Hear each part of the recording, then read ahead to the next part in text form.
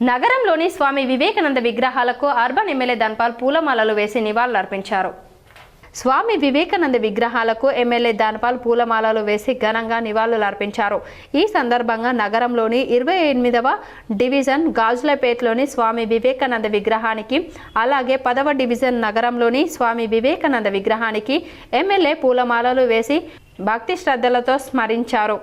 ఈ సందర్భంగా ఎమ్మెల్యే మాట్లాడుతూ స్వామి వివేకానంద భారత జాతికి ఆత్మగౌరవాన్ని, యువతకు ఆత్మవిశ్వాసాన్ని అందించిన మహాయోగి, తత్వవేత్త అని కొనియాడారు. భారతదేశ సంస్కృతి, ఆధ్యాత్మిక విలువలను ప్రపంచానికి చాటి చెప్పిన గొప్ప మహానీయుడిగా ఆయనను స్మరించుకోవాల్సిన అవసరం ఉందని అన్నారు. ఈ కార్యక్రమంలో స్థానిక 28వ డివిజన్ మాజీ కార్పొరేటర్ ఇల్లెందుల మమత, ప్రభాకర్, బీజేపీ నాయకులు నాగరాజు, మఠం పవన్, నారాయణ యాదవ్, పుట్ట వీరేందర్, గట్ల గంగాధర్, కార్యకర్తలు, యువత పెద్ద సంఖ్యలో పాల్గొని స్వామి వివేకానందకు నివాళులర్పించారు.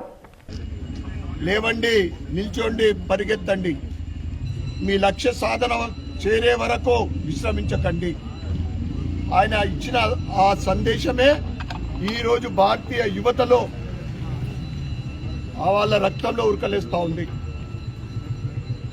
ఇక భారతదేశం నుండి చికాగోలో ఆయన సమావేశము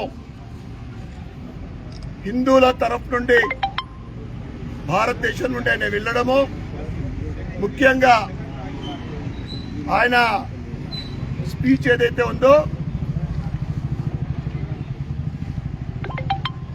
సోదర సోదరీమణులారా అని ఆయన చెప్పిన వాక్యాలతోటి భారతదేశము ప్రపంచానికి తెలియజేయడం జరిగింది.